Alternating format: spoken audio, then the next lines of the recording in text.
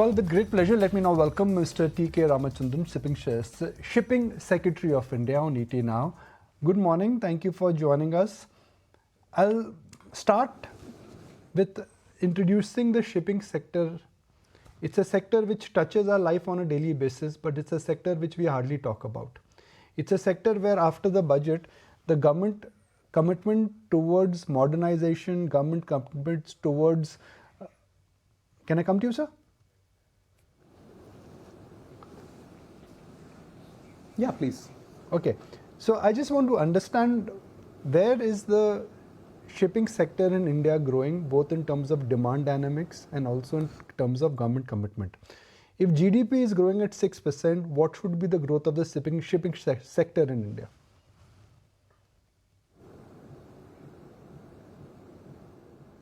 Yeah, since the GDP is growing at 6%, we expect that the shipping sector will grow not less than 6%.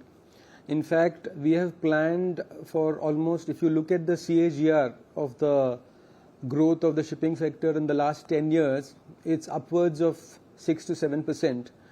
And we expect that this momentum will continue. Okay. Post the budget, there seems to be a renewed focus in the waterways sector, for instance. Yeah, go ahead, sir. Has grown from 18 million tons to 145 million tons, which is an eight times growth. Therefore, specific sectors are doing very well. Shipbuilding, we expect, will really take off. And so I think the overall outlook is very rosy and positive.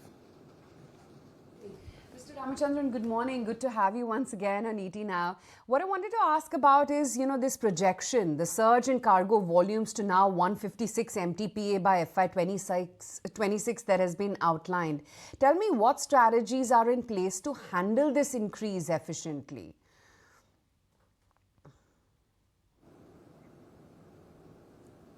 This 145 billion tons that I spoke about was only in the waterways sector. The overall cargo in the shipping sector, that includes the ports, the coastal, the EXIM, as well as waterways, overall is about 1600 million tons. That includes about 852 of the major ports, and the rest is of the non-major ports. So the overall growth is good, and we expect the momentum to continue, if only because apart from the economic growth, the logistics costs have to reduce, which means there is a requirement for more ports, and the reduction in logistics costs will have an impact on the goods that are brought in or taken out. So we think that overall the sector is going to do very well, has been doing well, and will also do well. Could you also entail the elaborate, major infrastructure projects which could be in the pipeline? We've heard about the Jalg Marg Vikas project, the Northeast redevelopment roadmap as well. And what kind of impact these infra projects are going to have on inland water transport?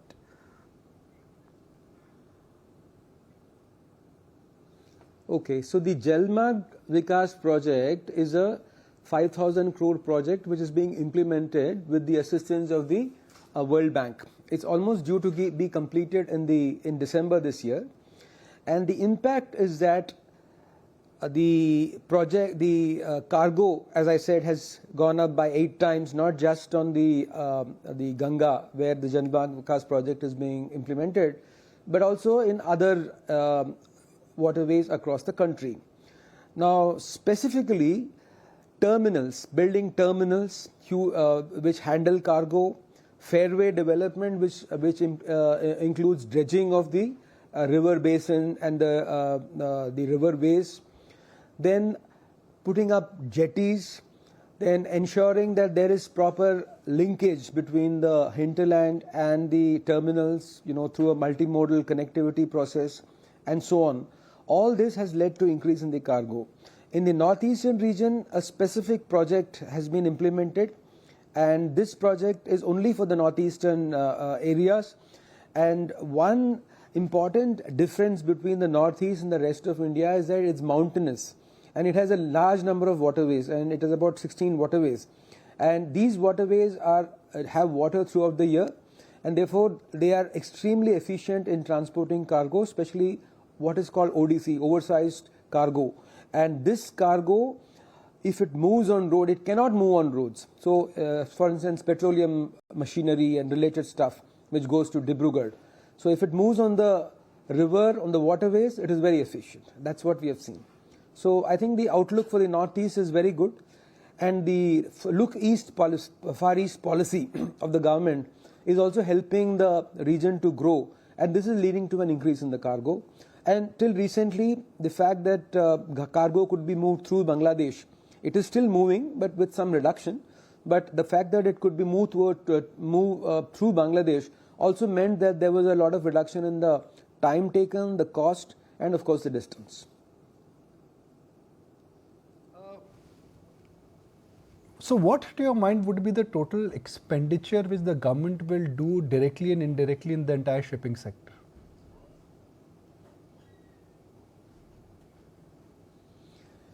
The Vision 2047, it's called the Amrit Kal Vision, the Maritime Amrit Kal Vision, was released by the Honorable Prime Minister in October 2023. And in this vision, we have outlined a target of about $1 trillion by the year 2047. So that is about 80 lakh crores. Now, this amount is going to be spent in the next 25 years. The fundamental reason why we are so sanguine about this sector is that we are very backward in some areas of shipping, like in shipbuilding and in ship repair, in in certain other areas where we need to really catch up. So shipbuilding is one area which we are looking at very closely. During the GMIS, the Global Maritime India Summit in 23, we had MOUs almost worth 10 lakh crores. So the investment that is required to take this sector forward, like I said, we have 1% share in the world's market as far as shipbuilding goes. So which means there is so much to catch up on. So this 1% can grow to 10 or 15%, and we are looking at reaching the 10th position by 2030 and the 5th position by 2047, which means an annual output, capacity output of about 4 million gross tonnage, GT it's called in shipping terms. So to reach that, what kind of capacities do you need? What kind of ancillary industries do you need? And so on. So that's one part. The second aspect is the green revolution that's happening. So green fuels, green infrastructure, green ships, etc. That is one area which will really face a lot of boom. Then there are the waterways sector and the ports. Vardhaman port itself going to be built at a cost of about 76,000 crores. Then there's Galathea Bay. So Vardhaman port is going to double the container capacity of this country, the container handling capacity of the country, from about the present 22 million tons, million TEUs per annum to about 45 million TEUs. That one port will be one of the 10 largest ports in the world, which means it will have a capacity of about 300 million tons per annum. So all this capacity increase in the ports, the digitalization, the green revolution, cruise tourism, again cruise tourism is another sunrise sector. All these will contribute to the growth that we are anticipating over the next 5 years and more so over the next 25 years. See, in the port business, the mix of government versus private moving?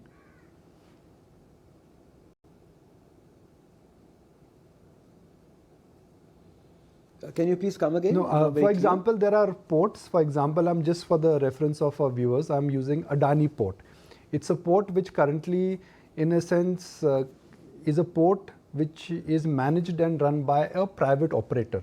Then there is JNPT, then there is Vadhavan port which is coming, where berths would be managed by private, but government also will have their own presence. How do you see the entire port equation of government versus private changing going forward? Yes. So the ratio of government ports owned cargo or operated cargo is about versus private is about 55 to 45 at the moment, and this has been changing about 1 or 2% this way that way over the last decade. As I can see, the private sector is doing very well, and we have about 200 plus ports in India, about 80 ports which are handling EXIM cargo, and just about 12 of them are government owned ports. The rest of them are all private ports. So the private ports are growing, and our intention is even the major ports are the ones that are owned by the government, the central government. The non-major ports or the other than major ports, some of them are very big, are the ones which are regulated by the state maritime boards but are operated by the private sector. In fact, even in the central government ports, the huge ones that we talked about, whether it's Vadhavan or the Kandla port, the Paradeep port, the Calcutta port, all these ports are increasingly going in for PPPs. So we have a target that about 60% of our cargo will be handled in the PPP operated berths, which is the private berths in all the major ports also, and this will steadily increase to about 80-90% over a period of 5-6 years. So this helps to increase efficiencies. It brings in cargo, it brings in the efficiencies of the private sector, and so on.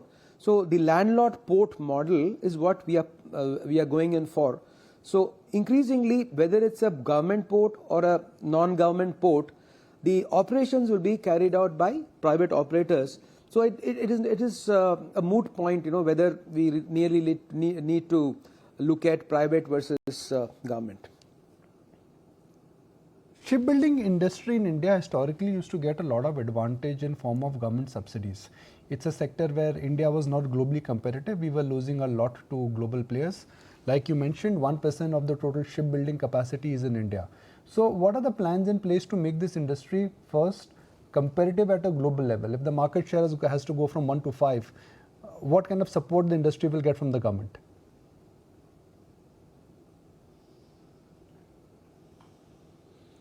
Yeah, so like I said, shipbuilding is a nascent industry in India. 1%, we just produce 1% of the ships in the world. We own 1% of the ships in the world. We do not have a financing insurance ecosystem. We do not flag a large number of ships in India. So this entire ecosystem needs support. So we have come up, after studying a large number of other countries and what they have done, for instance, what has Korea done, what has China done, what has Japan done. We've looked at all these models. We've also looked at some of the Southeast Asian countries. And we have identified that one of the prime reasons why shipbuilding is not happening in India is that we do not have the capacity, we do not have the financing ecosystem, and therefore we need to build on both of these. So so 3 pillars we've identified, 4 pillars in fact. The first pillar is called the Shipbuilding Financial Assistance Policy, which is an output subsidy based policy or program or scheme, in which the differential between the cost of buying a ship in India versus buying it outside India, that differential will be taken care of. It's about 10 to 15%. So that will be given as a subsidy. So that's called the Shipbuilding Financial Assistance Scheme. And now that is being ramped up. That is the first of the lot. You might have heard also that in the recent budget, these were 3 schemes that were also announced by the Honorable Finance Minister. The second scheme pertains to the Maritime Development Fund. The Development Fund basically looks at how to finance ships. One of the reasons why we did not have a proper financing ecosystem was that shipbuilding was not classified as infrastructure. Now again, the budget has said that shipping will now be an infrastructure sector. So what this implies is that it will have the sector will be able to receive funds principal at lower cost, lower interest rates, as well as for longer tenures. So that is number one. Number two, because of the lack of the financing ecosystem, the owners, there were not enough owners willing to purchase ships in India. Because there were no ship purchasers, there was not much of demand in the shipyards. Therefore, the shipyards did not grow, the capacity did not grow. So this was a vicious cycle which we are now trying to break by bringing in this Maritime Development Fund.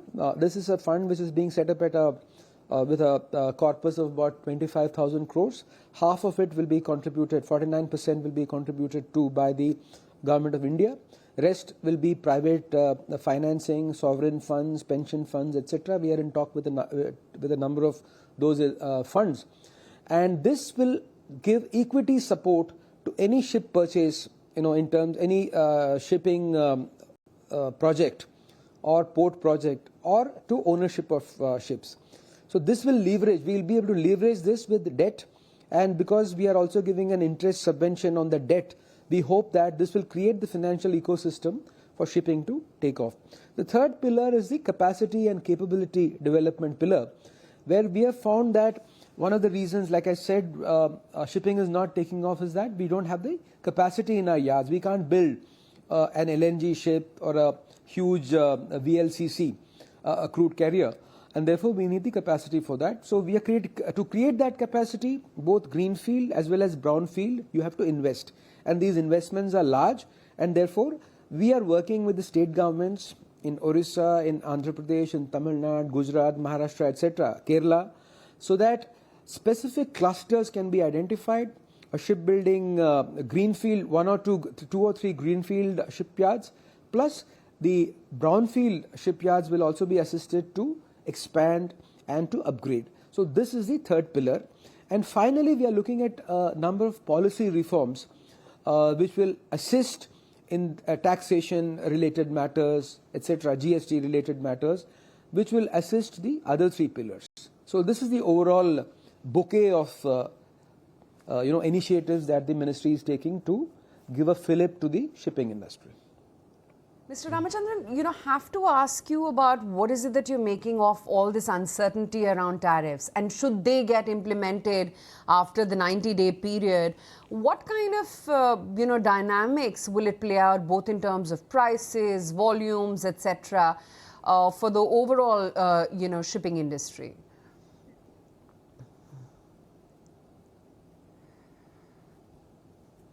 So the tariffs is actually a commerce matter. So I will just tell you about what we think might be the implications for the shipping sector. There has been a surge in both exports and specifically exports to certain countries. But over a period, we don't think there will be much of an impact, for the simple reason that many of these commodities, are not the ones that there is too much of variation in volumes of. For instance, crude. We do not think that the imports, especially the crude, there's not going to be much change. The petroleum exports, the product exports, again, not much change expected. So as far as we are concerned, we are seeing very robust growth in the last 1 month. April this year, I think we've seen a 7 or 8% growth. Last year it was about 4+% growth in the entire year. But in April alone, it's been about 7 or 8%. So we do not think there will be much of an impact. And we keep getting these seasonal, impact happening in some or the other way. We had the Red Sea crisis. Before that, we had COVID. Before that, then we had the Ukraine crisis and so on. So multiple crises have left the industry very resilient, and we do not think there will be much of an impact. All right, sir, really appreciate your time and thank you for joining us. If you like this video, then like, share and subscribe to ET Now.